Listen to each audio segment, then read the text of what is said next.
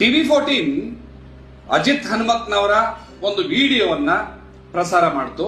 ಸುವರ್ಣ news anchor Ajit ಹನುಮಕ್ಕರ್ ವಿರುದ್ಧ ಏನು ಅಪಪ್ರಚಾರ ನಡೀತಾ ಇದೆ, ಸತ್ಯಕ್ಕೆ ದೂರವಾದ ವಿಚಾರ. ಅವ್ರದ್ದು ವಿಡಿಯೋ ಅಂತ ಹೇಳಿ ಏನು ಬಿಡುಗಡೆ ಮಾಡಿ ಆ ವಿಡಿಯೋನ ಟ್ರೋಲ್ ಮಾಡ್ತಾ ಇದ್ದೀರಿ. ತಾವೆಲ್ಲ ಕಿಡಿಗೇಡಿಗಳು. ಈ ದೇಶದ ಪರವಾಗಿ ಮಾತಾಡ್ತಾ ಇದಾರೆ, ನ್ಯಾಯ ಮಾತಾಡ್ತಾ ಇದಾರೆ. ಅವ್ರನ್ನ ಟ್ರೋಲ್ ಮಾಡುವಂತದ್ದು ಮನಸ್ಥಿತಿ ಅಂತದ್ದು, ಅವ್ರನ್ನ ಅಪಪ್ರಚಾರ ಮಾಡುವಂತದ್ದು. ದರ್ಶನ್ ಅಭಿಮಾನಿಗಳು ಈ ವಿಚಾರನ ಅಪಪ್ರಚಾರನ ಬಹಳಷ್ಟು ಮಾಡ್ತಾ ಇದ್ದೀರಿ.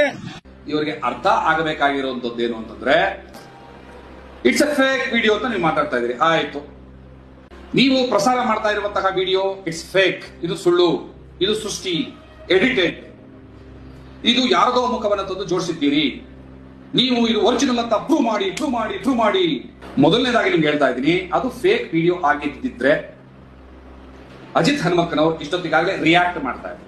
ಇದು ಸುಳ್ಳು, ಇದು ನಾನಲ್ಲ, ಇದು ಹಿಂಗಾಗಿಲ್ಲ ಅಂತ ರಿಯಾಕ್ಟ್ ಮಾಡಿ ನಿಮ್ಮ ಮುಂದೆ ಮಾತಾಡ್ತಾ ಇದ್ರು.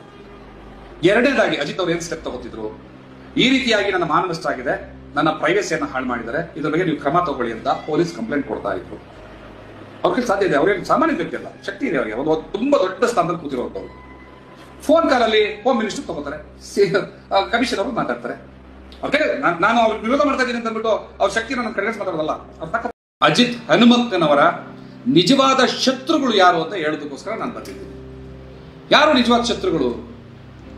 TV14 ಅಜಿತ್ ಹನುಮಕ್ನವರ ಒಂದು ವಿಡಿಯೋವನ್ನ ಪ್ರಸಾರ ಮಾಡಿತು. ಅದರ ಉದ್ದೇಶ ಏನು ಅಂತ ಈಗಾಗಲೇ 100 ಸಾರಿ ಸ್ಪಷ್ಟವನ್ನ ಪಡಿಸಿದ್ದೀವಿ. TV14ಗೆ ಯಾವುದೇ ದ್ವೇಷವನ್ನ ಸಾಧಿಸುವಂಥದ್ದು ಅಥವಾ ಭಾಸ್ಕರ್ ಪ್ರಸಾದ್ಗೆ ಅಜಿತ್ ಅವ್ರ ಬಗ್ಗೆ ಇರುವಂತಹ ಯಾವುದೋ ವೈಯಕ್ತಿಕ ದ್ವೇಷಕ್ಕೋ ಕೋಪಕ್ಕೋ ಮಾಡಿದಂತಹ ಒಂದು ಪ್ರಸಾರ ಅಲ್ಲ. ಹಾಗೆ ಮಾಡೋದಾಗಿದ್ದಿದ್ರೆ ಅಜಿತ್ ಅವ್ರಿಗೂ ಗೊತ್ತಿದೆ, ನನಗೂ ಗೊತ್ತಿದೆ, ಈ ವಿಡಿಯೋದ ಸಾಚಾತನದ ಬಗ್ಗೆ ಗೊತ್ತಿರುವಂತಹ ಎಲ್ರಿಗೂ ಗೊತ್ತಿದೆ ನಾನು ಏನೆಲ್ಲ ಮಾಡ್ಬೋದಿತ್ತು ಅಂತ. ನಾನು ಏನು ಮಾಡಿಲ್ಲ ಅನ್ನೋದ್ರ ಮೂಲಕನೇ ನನ್ನ ಉದ್ದೇಶ ಏನು ಅಂತ ಅಜಿತ್ ಅವ್ರಿಗೂ ಅರ್ಥ ಆಗಿರುತ್ತೆ, ನನಗೂ ಅರ್ಥ ಆಗಿರುತ್ತೆ, ನನ್ನನ್ನು ಬಲ್ಲಂತ ಎಲ್ರಿಗೂ ಅರ್ಥ ಆಗುತ್ತೆ. TV14ನ ಉದ್ದೇಶವನ್ನ ಅರ್ಥ ಮಾಡ್ಕೊಂಡಿರುವಂತಹ ಎಲ್ರಿಗೂ ಅರ್ಥ ಆಗುತ್ತೆ. ಈಗ ಅಜಿತ್ ಅವರ ಶತ್ರುಗಳು ಯಾರು ಅನ್ನೋದನ್ನ 1, 2, 3 ಆಗಿ ಹೇಳ್ತೀನಿ ನಿಮ್ಮ ಮುಂದೆ. ಮೊದಲನೇದಾಗಿ, ನೀವು ಪ್ರಸಾರ ಮಾಡ್ತಾ ಇರುವಂತಹ ವಿಡಿಯೋ ಇಟ್ಸ್ ಫೇಕ್, ಇದು ಸುಳ್ಳು, ಇದು ಸೃಷ್ಟಿ, ಎಡಿಟೆಡ್, ಇದು ಯಾರದೋ ಮುಖವನ್ನು ತಂದು ಜೋಡಿಸಿದ್ದೀರಿ. ನೀವು ಇದು ಒರಿಜಿನಲ್ ಅಂತ ಪ್ರೂವ್ ಮಾಡಿ ಈ ಒಂದು ಫೇಕ್ ವಿಡಿಯೋನ ಪ್ರಸಾರ ಮಾಡಿದ್ದಕ್ಕೋಸ್ಕರ TV14ನ ಭಾಸ್ಕರ್ ಪ್ರಸಾದ್ ಮತ್ತಿತರ ಮೇಲೆ, ಆ ತಂಡದ ಮೇಲೆ ಕೇಸ್ ಮಾಡಿ, ಮಾನ ನಷ್ಟ ಮೊಕದ್ದಮೆ ಹೂಡಿ, ಕ್ರಿಮಿನಲ್ ಅಫೆನ್ಸ್ ಹಾಕಿ, ಹೀಗೆಲ್ಲ ಮಾತಾಡ್ತಿದ್ರಲ್ಲ. ಇವರಿಗೆ ಅರ್ಥ ಆಗಬೇಕಾಗಿರುವಂಥದ್ದೇನು ಅಂತಂದ್ರೆ, ನೀವುಗಳೇ ನಿಜವಾದಂಥ ಅಜಿತ್ ಹನುಮಕ್ಕನವರ ಶತ್ರುಗಳು, ಹಿತಶತ್ರುಗಳು, ಸೊಂಟಕ್ಕೆ ಕಟ್ಕೊಂಡಿರುವಂತಹ ಘಾತುಕರು ನೀವು. ಇದು ಫೇಕ್, ಇದು ಒರಿಜಿನಲ್ ತೋರಿಸಿ. ಯಾಕೆ ತೋರಿಸ್ಬೇಕು? ನಾನು ಇದನ್ನು ಯಾಕೆ ಮಾಡಿದೆ ಮತ್ತೆ ಯಾಕೆ ಉಳಿದ ಭಾಗಗಳನ್ನು ನಾನು ತೋರಿಸ್ಲಾರೆ ಅನ್ನೋದು ಅಜಿತ್ ಅವ್ರಿಗೆ ಅರ್ಥ ಆಗಿರುತ್ತೆ, ನನಗೆ ಅರ್ಥ ಆಗಿದೆ. ನನ್ನ ಕನ್ಸರ್ನ್ ಏನು ಅಂತ ಅವ್ರಿಗೆ ಅರ್ಥ ಆಗಿರುತ್ತೆ. ಯಾಕೆ ಈಗ ನೀವು ಇದು ಒರಿಜಿನಲ್ ತೋರಿಸಿ ಇದು ಸುಳ್ಳು, ಒರಿಜಿನಲ್ ತೋರಿಸಿ ಅಂತ ಕೇಳ್ತೀರಿ. ಒರಿಜಿನಲ್ ಏನು ನೋಡಿರೋದು ಅಂದ್ರೆ ಸಂಪೂರ್ಣವಾಗಿ ತೋರಿಸಿ, ಅವ್ರ ಮುಖ ಕ್ಲಿಯರ್ ಆಗಿ ಕಾಣೋ ಥರ ಮಾಡಿ, ಇನ್ನೊಂದು ಮಾಡಿ, ಮತ್ತೊಂದು ಮಾಡಿ.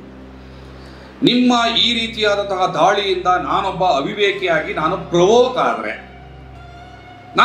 ಆದ್ರೆ ನಾನು ಯಾವ ವಿಚಾರಗಳನ್ನ ಸದುದ್ದೇಶದಿಂದ ಇದು ಸಮಾಜದ ಮುಂದೆ ಇಟ್ಟರೆ ಒಳ್ಳೇದಲ್ಲ, ಒಳ್ಳೆ ಸಂದೇಶವನ್ನೇನು ಕೊಡಲ್ಲ, ಮತ್ತೆ ಅದರಿಂದ ಸಾಧಿಸೋದು ಏನೂ ಇಲ್ಲ, ಅದರಿಂದ ಯಾರಿಗೂ ಏನು ಒಳ್ಳೇದಾಗಬೇಕಾಗಿಲ್ಲ.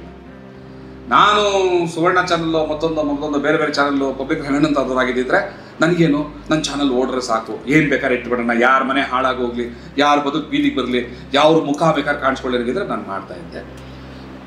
ವಿಷಯ ಗೊತ್ತಾಗಿದೆ, ಏನಕ್ಕೆ ಅಂತ ಅರ್ಥ ಆಗಿದೆ, ಇನ್ನು ಮುಂದೆ ಏನು ಮಾಡಬೇಕಿತ್ತು, ಯಾಕೋಸ್ಕರ ನಾವು ಮಾಡಿದ್ವಿ ಅದು ಕ್ಲಿಯರ್ ಆಗಿದೆ.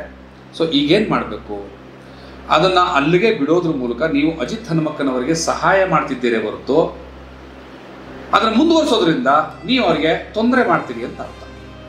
ಒಂದು ವಿಚಾರ. ಎರಡನೇ ವಿಚಾರ ಬರ್ತದೆ, ಇಟ್ಸ್ ಎ ಫೇಕ್ ವಿಡಿಯೋ ಅಂತ ನೀವು ಮಾತಾಡ್ತಾ ಇದ್ದೀರಿ. ಆಯಿತು, ಅದಕ್ಕಾಗಿ ನೀವು ಅಜಿತ್ ಹನುಮಕ್ಕನವರು ಭಾಸ್ಕರ್ ಪ್ರಸಾದ್ ಮೇಲೆ ಒಂದು ಕ್ರಿಮಿನಲ್ ಕೇಸ್ ಹಾಕಬೇಕು, ಡೆಫರ್ಮೇಷನ್ ಕೇಸ್ ಹಾಕಬೇಕು.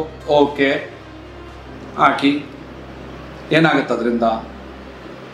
ಮೊದಲನೇದಾಗಿ ನಿಮ್ಗೆ ಹೇಳ್ತಾ ಇದ್ದೀನಿ, ಅದು ಫೇಕ್ ವಿಡಿಯೋ ಆಗಿದ್ದಿದ್ರೆ ಅಜಿತ್ ಹನುಮಕ್ಕನವರು ಇಷ್ಟೊತ್ತಿಗಾಗಲೇ ರಿಯಾಕ್ಟ್ ಮಾಡ್ತಾ ಇದ್ರು, ಇದು ಸುಳ್ಳು, ಇದು ನಾನಲ್ಲ, ಇದು ಹಿಂಗಾಗಿಲ್ಲ ಅಂತ ರಿಯಾಕ್ಟ್ ಮಾಡಿ ನಿಮ್ಮ ಮುಂದೆ ಮಾತಾಡ್ತಾ ಇದ್ರು. ಎರಡನೇದಾಗಿ ಅಜಿತ್ ಅವ್ರು ಏನು ಸ್ಟೆಪ್ ತಗೋತಿದ್ರು, ಈ ರೀತಿಯಾಗಿ ನನ್ನ ಮಾನ ನಷ್ಟ ಆಗಿದೆ, ನನ್ನ ಪ್ರೈವೇಸಿಯನ್ನು ಹಾಳು ಮಾಡಿದ್ದಾರೆ, ಇದ್ರ ಬಗ್ಗೆ ನೀವು ಕ್ರಮ ತಗೊಳ್ಳಿ ಅಂತ ಪೊಲೀಸ್ ಕಂಪ್ಲೇಂಟ್ ಕೊಡ್ತಾ ಇದ್ರು. ಅವ್ರ ಕೈಲಿ ಸಾಧ್ಯ ಇದೆ, ಅವ್ರಿಗೆ ಸಾಮಾನ್ಯ ವ್ಯಕ್ತಿ ಅಲ್ಲ, ಶಕ್ತಿ ಇದೆ ಅವರಿಗೆ, ಒಂದು ತುಂಬ ದೊಡ್ಡ ಸ್ಥಾನದಲ್ಲಿ ಕೂತಿರುವಂಥವ್ರು. ಫೋನ್ ಕಾಲಲ್ಲಿ ಹೋಮ್ ಮಿನಿಸ್ಟರ್ ತಗೋತಾರೆ, ಕಮಿಷನ್ ಅವರು ಮಾತಾಡ್ತಾರೆ. ಅವ್ರ ಕೈ ನಾನು ಅವ್ರ ವಿರೋಧ ಮಾಡ್ತಾ ಇದ್ದೀನಿ ಅಂತ ಅಂದ್ಬಿಟ್ಟು ಅವ್ರ ಶಕ್ತಿನ ನಾನು ಕಡೆಗಣಿಸಿ ಮಾತಾಡೋದಲ್ಲ, ಅವ್ರ ತಾಕತ್ತನ್ನು ಹೇಳ್ಬೇಕು, ನಾನು ಹೇಳ್ಬೋದು. ಆದರೆ ಇಲ್ಲಿವರೆಗೂ ಆ ವಿಡಿಯೋಗೆ ಸಂಬಂಧಪಟ್ಟಂತೆ ಅಜಿತ್ ಹನುಮಕ್ಕನವರು ರಿಯಾಕ್ಟ್ ಮಾಡಲಿಲ್ಲ. ಇಲ್ಲಿವರೆಗೂ ಆ ವಿಡಿಯೋಗೆ ಸಂಬಂಧಪಟ್ಟಂತೆ ಅಜಿತ್ ಅವರು ಏನು ಪೊಲೀಸ್ ದೂರು ಕೊಡುವಂಥದ್ದು ಏನೋ ಹೇಳ್ತಾ ಇದ್ರಲ್ಲ ನೀವೆಲ್ಲ, ಅಂತಹ ಒಂದು ಕೆಲಸವನ್ನು ಅವ್ರು ಮಾಡಲಿಲ್ಲ. ಮತ್ತೆ ಅಜಿತ್ ಹನುಮಕ್ಕನವರು ಈ ಒಂದು ವಿಡಿಯೋವನ್ನು ಪ್ರಸಾರ ಮಾಡೋದು ಬೇಡ ಅಂತ ನನ್ನ ಸ್ನೇಹಿತರು ಹಿತೈಷಿಗಳ ಮೂಲಕ ನನಗೆ ರಿಕ್ವೆಸ್ಟ್ ಮಾಡ್ತಿರ್ಲಿಲ್ಲ. ಅವ್ರು ರಿಕ್ವೆಸ್ಟ್ ಮಾಡಿ ತಪ್ಪು ಅಂತ ಹೇಳ್ತಿರ್ಲಿಲ್ಲ. ಪ್ರತಿಯೊಬ್ಬರಿಗೂ ಒಂದು ಕನ್ಸರ್ನ್ ಇರುತ್ತೆ, ಏನೋ ಚಿಕ್ಕ ತಪ್ಪಾಗಿದೆ ಬೇಡ ಅಂತ ಕೇಳೋದಿದೆ, ಆಯ್ತಾ? ಇಷ್ಟೆಲ್ಲ ಮಾಡ್ತಾ ಇರಲಿಲ್ಲ. ಈಗ ಡೆಫರ್ಮೇಷನ್ ಕೇಸ್ಗೆ ಹೋಗ್ತೀರಿ, ಕ್ರಿಮಿನಲ್ ಕೇಸ್ ಹಾಕ್ತೀರಿ. ಆ ಮೂಲಕ ಕೂಡ ನೀವು ಆ ರೀತಿ ಅಜಿತ್ ಹನುಮಕ್ಕನವ್ರಿಗೆ ಪ್ರವೋಕ್ ಮಾಡೋದ್ರ ಮೂಲಕ ನೀವು ಅವ್ರಿಗೆ ತೊಂದರೆಯನ್ನೇ ಮಾಡ್ತಾ ಇದ್ದೀರಿ ಅಂತ ಕೋರ್ಟ್ ಎವಿಡೆನ್ಸ್ಗಳು ಕೇಳುತ್ತೆ, ಕಂಪ್ಲೀಟ್ ವಿಡಿಯೋ ಕೊಡು ಅನ್ನುತ್ತೆ.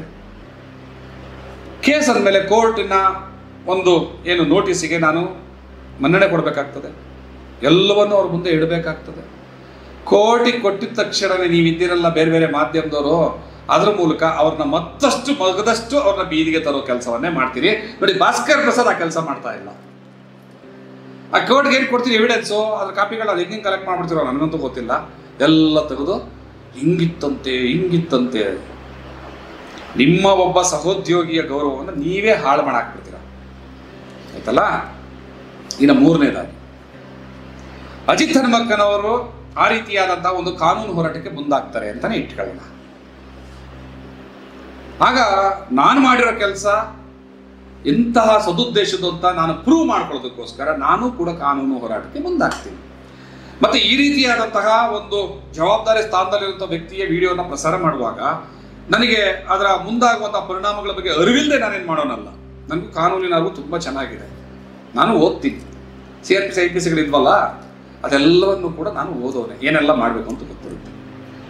ಅಜಿತ್ ಅವರು ಈಗಾಗಲೇ ತಮ್ಮ ಚಾನೆಲ್ಗಳಲ್ಲಿ ಪ್ರಸಾರ ಮಾಡಿರುವಂತಹ ಸಾವಿರಾರು ಜನರ ಜೀವನ ಇದೆಯಲ್ಲ, ಹಾಗಾದರೆ ಅವರೆಲ್ಲರೂ ಕೂಡ ಡೆಫರ್ಮೇಷನ್ಗೆ ಹೋದ್ರೆ, ಯಾವುದೇ ಆಧಾರಗಳಿಲ್ಲದೆ ರಾಗಿಣಿ ದ್ವಿವೇದಿ, ಹಾಗೆ ಸಂಜನಾ ಗಲ್ರಾಣಿ, ಮತ್ತೆ ಪವಿತ್ರ ಗೌಡರ ಮಕ್ಕಳು, ಅವನ ತಮ್ಮ, ದರ್ಶನ್ ವಿಚಾರ, ವಿಜಯಲಕ್ಷ್ಮಿ ಅವರ ವಿಚಾರ, ಇವರೆಲ್ಲರನ್ನು ಇಟ್ಕೊಂಡು ಅವ್ರ ಹಿನ್ನೆಲೆ ಏನಿತ್ತೋ ಏನಿಲ್ವೋ ಹಂಗಿತ್ತು ಹಿಂಗಿತ್ತು ಅಂತ ಮಾಡಿದಾರಲ್ಲ, ಅದೆಲ್ಲ ಡೆಫರ್ಮೇಷನ್ ಅಡಿನಲ್ಲಿ ಬರೋದಿಲ್ವಾ?